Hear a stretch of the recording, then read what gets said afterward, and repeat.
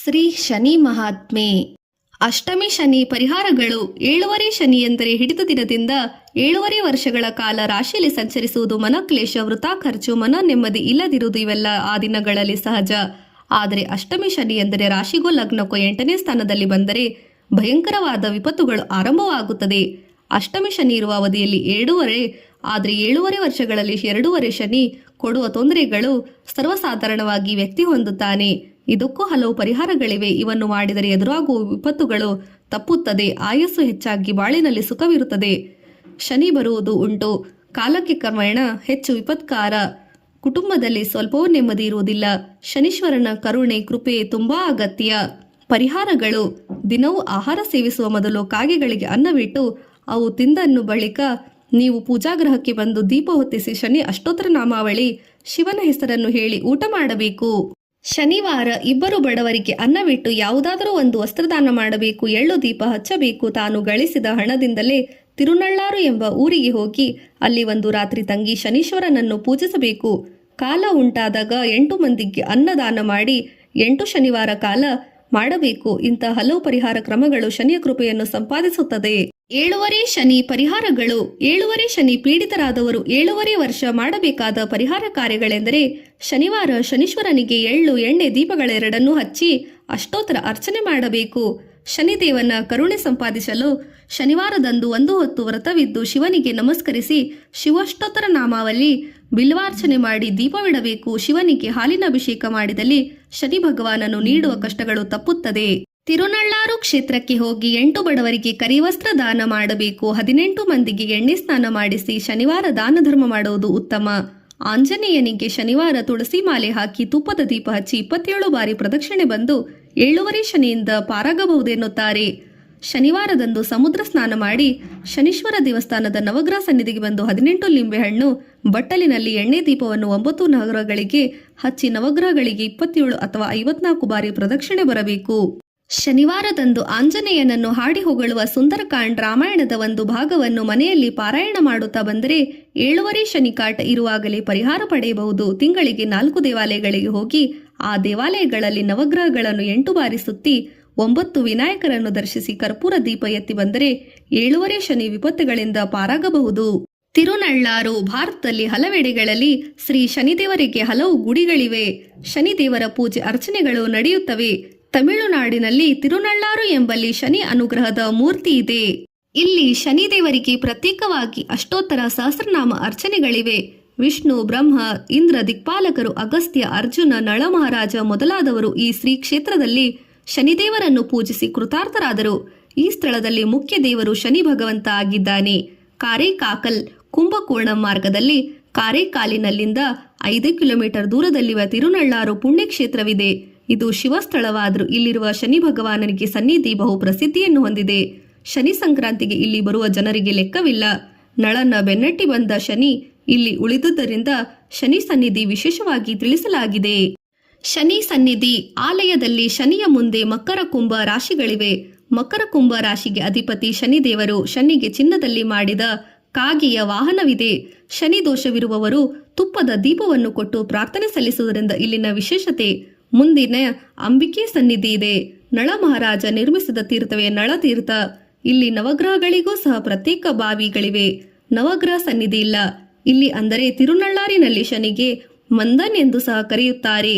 ಶನಿಯನ್ನು ಇಲ್ಲಿ ಈ ರೀತಿ ಸ್ತುತಿಸುವರು: ಅರಸನಾದ ನಳನೊಂದಿಗೆ ಬಂದವನು ತೀರ್ಥವಾಡಿದ್ದರಿಂದ ಪಡೆದ ಭಾಗ್ಯದಿಂದ ಬಂದ ನಮ್ಮ ದೇವಾದಿದೇವ ಶಿವನ ಕೃಪೆ ಪಡೆದು ಬಹುತೃಪ್ತನಾದನು.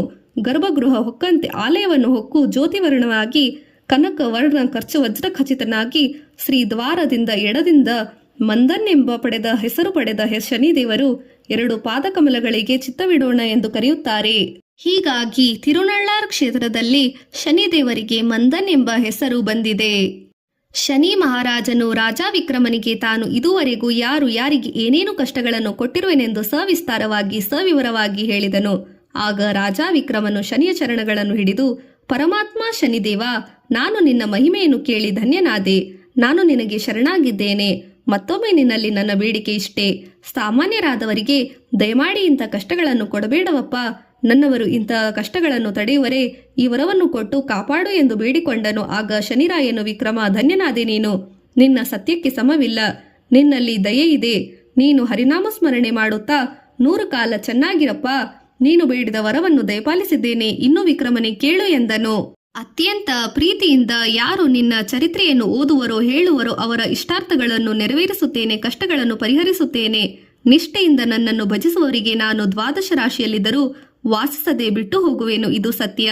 ಒಂದು ವೇಳೆ ನಿನ್ನ ಚರಿತ್ರೆ ಇರುವ ಗ್ರಂಥವನ್ನು ಓದಿದರೂ ಯಾರು ಶ್ರದ್ಧಾಭಕ್ತಿಯಿಂದ ಪೂಜಿಸುವರೋ ಕೇಳುತ್ತಾರೋ ಅವರನ್ನು ನಾನು ಕಾಪಾಡುವೆ. ಆದರೆ ಯಾರೇ ಇರಲಿ ಈ ಗ್ರಂಥವನ್ನು ದೂಷಿಸುವರೋ ಅವರನ್ನು ಎಡೆಬಿಡದೆ ಕಾಡುತ್ತೇನೆ. ಓದಲು ಅಸಹ್ಯ ಪಡೆಕೊಂಡರೋ ಅವರನ್ನು ನಾನು ಆದರಿಸುವುದಿಲ್ಲ ಎಂದು ಹೇಳಿ ಬಳಿಕ ಮುಂದುವರಿಯುತ್ತಾನೆ. ವಿಕ್ರಮ, ಪ್ರತಿದಿನ ಈ ನಿನ್ನ ಚರಿತ್ರೆಯನ್ನು ಓದುವವರನ್ನು, ನಿರ್ಮಲ ಮನಸ್ಸಿನಿಂದ ಕೇಳುವವರನ್ನು ಕಾಪಾಡಿ ಅವರಿಗೆ ಬೇಕಾದ ಫಲಗಳನ್ನು ಕೊಡುತ್ತೇನೆ. ಸತ್ಪುರುಷರಿಗೆ ಭಾಗ್ಯವನ್ನು ಕೊಟ್ಟು ಬಿಡುತ್ತೇನೆ. ಇದು ಸತ್ಯ. ನಿತ್ಯ ಓದುವಲಾಗದಿದ್ದರೂ ಶನಿವಾರ ದಿವಸವಾದರೂ ಓದಿದರೆ ಈ ಪೂಜಾ ಮಾಡುವವರಿಗೆ ನರರಿಗೆ ನಾನು ಎಂದಿಗೂ ಪೀಡಿಸುವುದಿಲ್ಲ. ಬೇಡಿದ ವರವನ್ನು ಕೊಡುತ್ತೇನೆ ಎಂದು ತಿಳಿಸಿ ವಿಕ್ರಮನನ್ನು ಹರಸಿ ಅಂತರ್ಧಾನನಾದನು. ರಾತ್ರಿ ಕಳೆದು ಬೆಳಗಾಯಿತು. ತಾಮಲಿಂದಾಪುರದ ಜನರೆಲ್ಲ ಎದ್ದರು. ರಾಜ ಚಂದ್ರಸೇನನು ಎದ್ದು ಕೂಡಲೇ ಪದ್ಮಾವತಿ ಮಂದಿರಕ್ಕೆ ಬಂದನು. ಅಲ್ಲಿ ಚಂದ್ರಕಾಂತಿ ಕಳೆದು ಇದ್ದ ವಿಕ್ರಮನನ್ನು ಕಂಡು, ಸ್ವಾಮಿ, ನೀವು ಯಾರು? ಯಾವ ರಾಜ್ಯದಿಂದ ಇಲ್ಲಿಗೆ ಬಂದಿರಿ? ತಮ್ಮ ಹೆಸರೇನು ಎಂದು ಕೇಳಿದನು. ಆಗಷ್ಟೇ ಎಚ್ಚರಗೊಂಡಿದ್ದ ಪದ್ಮಾವತಿಯು ಅತಿ ರೂಪವಂತನಾದ ವಿಕ್ರಮನಿಗೆ ಮಾಲೆ ಹಾಕಿದಳು. ರಾಜನು ಇದರಿಂದ ಬೆರಗಾಗಿ ಹೋದನು. ಮತ್ತೆ ವಿಕ್ರಮನನ್ನು ಯಾರೆಂದು ಕೇಳಲು, ಚಂದ್ರಸೇನನ ರಾಜನೇ, ನಾವು ಕಳ್ಳರು, ಕಳ್ಳತನ ಮಾಡಿದವರು. ಬೇಗನೆ ನಂದಿಶೆಟ್ಟರನ್ನು ಕರೆದುಕೊಂಡು ಬಾ ಎಂದು ವಿಕ್ರಮನು ಹೇಳಿದನು. ರಾಜ ಅವಕಾಕಕ್ಕೆ ಕೂಡಲೇ ಸಾಹುಕಾರ ಶ್ರೀಪತಿ ನಂದಿಯನ್ನು ಕರೆದು ಹೇಳಿದನು. ಹೀಗಾಗಿ ಅರಮನೆಗೆ ಕರೆದೊಯ್ದರು. ರಾಜನು, ಎಲೆ ನಂದಿಶೆಟ್ಟಿ, ನಿಮ್ಮ ಮನೆಯಲ್ಲಿ ಮುತ್ತಿನ ಹಾರವನ್ನು ಕದ್ದವರು ಇವರೇ ಏನು? ಬೇಗ ಹೇಳು ಎಂದು ಗದರಿಕೊಂಡು ಕೇಳಿದರು. ಆಗ ಆ ಶೆಟ್ಟಿಯು, ರಾಜನೇ, ತಡಮಾಡದೆ ನಮ್ಮ ಮನೆಗೆ ಬನ್ನಿ, ಅಲ್ಲಿ ಒಂದು ವಿಚಿತ್ರವನ್ನು ನೋಡುವಿರಂತೆ ಎಂದು ಪ್ರಾರ್ಥಿಸಿದನು. ಶೆಟ್ಟಿಯ ಮಾತಿನಂತೆ ರಾಜನೇ ಆದಿಯಾಗಿ ಎಲ್ಲರೂ ಅವನ ಮನೆಗೆ ಹೋದರು. ಅಲ್ಲಿನ ಚಿತ್ರಶಾಲೆಗೆ ಹೋಗಿ ನೋಡಿದರು. ಒಂದು ಚಿತ್ರದಲ್ಲಿದ್ದ ಹಂಸು ಈಚೆ ಹಾರಿ ಬಂದು ಗೂಡದ ಮೇಲೆ ಕುಳಿತು ಮುತ್ತಿನ ಹಾರವನ್ನು ತನ್ನ ಬಾಯಿಂದ ಉಗುಳಿತು. ಈ ನೋಟವನ್ನು ನೋಡಿ ಚಕಿತರಾದರು. ಕೂಡಲೇ ನಂದಿಶೆಟ್ಟಿ ವಿಕ್ರಮನ ಕಾಲುಗಳಿಗೆ ಬಿದ್ದು, ಹೇ ಮಹಾನುಭಾವ, ನನ್ನದು ಮಹಾಪರಾಧವಾಯಿತು. ಮಗಳ ಮಾತು ಕೇಳಿ ನಿಮಗೆ ನಾನಾ ವಿಧವಾದ ಕಷ್ಟಗಳನ್ನು ಕೊಟ್ಟೆ. ನೀವು ಹೇಳಿದರೂ ನಂಬದೆ ಕಳ್ಳನೆಂದು ಅಪವಾದ ಹೊರಿಸಿದೆ. ಇದಕ್ಕೆ ಪ್ರತಿಯಾಗಿ ನನ್ನ ಎಲ್ಲಾ ಆಸ್ತಿಯನ್ನು, ಮಗಳನ್ನು ನಿಮಗೆ ಅರ್ಪಿಸುವೆ. ನನ್ನನ್ನು ಕಾಪಾಡಿ ಎಂದು ಹೇಳಿ ಅತ್ತನು. ಪುರ ಜನರು ಹಾರದ ವಿವರವನ್ನು ತಿಳಿದು ಅಚ್ಚರಿಗೊಂಡರು. ಬಳಿಕ ಚಂದ್ರಸೇನ ರಾಜನು, ಸ್ವಾಮಿ, ಈಗಲಾದರೂ ನೀವು ಯಾರೆಂದು ಹೇಳಿ. ನಿಮ್ಮ ದೇಶ ಯಾವುದು, ಕುಲ ಯಾವುದು, ನಿಮ್ಮ ಹೆಸರೇನು ಎಂದು ಮೇಲಿಂದ ಮೇಲೆ ಕೇಳಿದನು. ಆಗ ವಿಕ್ರಮನು, ಚಂದ್ರಸೇನ ರಾಜ, ನಾನು ಉಜ್ಜಯಿನಿಪುರದ ಆಳುವ ದೊರೆ. ನನ್ನ ಹೆಸರು ವಿಕ್ರಮ ಎಂದು ಹೇಳುತ್ತಿದ್ದಂತೆ ಚಂದ್ರಸೇನನು ನಡುಗಿ ಹೋಗಿ, ಮಹಾರಾಜ, ನಾನು ತಿಳಿಯದೆ ನಿಮಗೆ ಅನ್ಯಾಯ ಮಾಡಿದೆ. ನನ್ನನ್ನು ಕಾಪಾಡಿ ಎಂದು ಅಂಗಲಾಚಿದನು. ಆಗ ವಿಕ್ರಮನು, ರಾಜ, ಇದರಲ್ಲಿ ಯಾರದೋ ಯಾವ ತಪ್ಪೂ ಇಲ್ಲ. ಎಲ್ಲ ಮಾಯ ಅಧೀನರಾಗಿ ವರ್ತಿಸಿದರಷ್ಟೇ. ನನ್ನನ್ನು ಶನಿರಾಜನು ಹಿಡಿದು ಕಷ್ಟಕೊಟ್ಟನು. ಆದರೆ ಶನಿ ಮಹಾರಾಜನು ಎಷ್ಟೆಂದು ಬಣ್ಣಿಸಲಿ, ನನ್ನ ಮೇಲೆ ಅವನ ಕರುಣೆಯು ಮಹಾಪುರವನ್ನೇ ಹರಿಸಿದ್ದಾನೆ ಎಂದು ಹೇಳಿದನು. ಆಗ ವಿಕ್ರಮನು ಚಂದ್ರಸೇನನನ್ನು ಅರಮನೆಗೆ ಕರೆತಂದು ಭಾರೀ ಗೌರವವನ್ನು ನೀಡಿದನು. ತನ್ನಲ್ಲಿದ್ದ ಭಂಡಾರದ ಧನಕನಕಗಳನ್ನು ಯಾಚಕರಿಗೆ ದಾನ ಮಾಡಿದನು. ವಿಕ್ರಮನು ಕೆಲ ದಿನಗಳಲ್ಲಿ ಚಂದ್ರಸೇನಲ್ಲಿ ಉಳಿದು ಒಂದು ದಿನ, ರಾಜನೇ, ನಾನು ಇನ್ನು ನಮ್ಮ ಪಟ್ಟಣಕ್ಕೆ ಹೋಗುತ್ತೇನೆ ಎಂದು ಹೇಳಿದನು. ಚಂದ್ರಸೇನನು ವಿಕ್ರಮನಿಗೆ ಪದ್ಮಾವತಿ ಮದುವೆ ಮಾಡಿ ಕೊಟ್ಟು ಆನೆ, ಕುದುರೆ, ಪದಾತಿಗಳು, ಗ್ರಾಮಗಳು, ಧನ ಎಲ್ಲವನ್ನು ಕೊಟ್ಟನು. ನಂದಿಶೆಟ್ಟಿಯು ನಾನಾ ವಸ್ತುಗಳನ್ನು, ಮುತ್ತು ರತ್ನಗಳನ್ನು, ಮಗಳನ್ನು ವಿಕ್ರಮನಿಗೆ ಕೊಟ್ಟು ಗೌರವಿಸಿದನು. ಎಲ್ಲವನ್ನೂ ತೆಗೆದುಕೊಂಡು ರಾಜ ವಿಕ್ರಮನು ಉಜ್ಜಯಿನಿ ನಗರದ ಶುಭ ದಿನದಲ್ಲಿ ಶುಭ ಮುಹೂರ್ತದಲ್ಲಿ ಪ್ರವೇಶಿಸಿದನು. ರಾಜನು ಬಂದನೆಂದು ಪುರದ ಜನರೆಲ್ಲ ಸಂತೋಷಪಟ್ಟರು. ವಿಕ್ರಮನು ಸಿಂಹಾಸನರೂಢರಾಗಿ ಪ್ರಜೆಗಳಿಗೆ ಆನಂದ ಉಂಟು ಮಾಡಿದನು. ಬಳಿಕ ಬಡ ಬಗ್ಗರಿಗೆ, ಯಾಚಕರಿಗೆ ದಾನ ಧರ್ಮಗಳನ್ನು ಮಾಡಿದನು. ಪ್ರತಿದಿನವೂ ಶನಿಯ ಪೂಜೆ ಮಾಡಿಕೊಂಡು ಪ್ರಜಾನುರಾಗಿಯಾಗಿ ಬಹುಕಾಲ ರಾಜ್ಯವಿಂದಾಳಿ ಸುಖದಿಂದಿದ್ದನು. ಇದೇ ಶನಿ ಮಹಾತ್ಮೆಯ ಕತೆ. ಇದನ್ನು ಓದಿದವನು ಪುರುಷನು ಸುಖವನ್ನು ಹೊಂದುತ್ತಾನೆ. ಅಂಥವನಿಗೆ ಶನಿರಾಜನು ಸನ್ಮಾನಗಳನ್ನುಂಟು ಮಾಡುತ್ತಾನೆ. ನರರೆಲ್ಲರೂ ಶನಿರಾಯನಿಗೆ ಕಥೆಯನ್ನು ಓದಿ ಧನ್ಯರಾಗಬೇಕು. ಈ ಮಹಾತ್ಮೆಯ ಫಲಶ್ರುತಿ ಇದಾಗಿದೆ.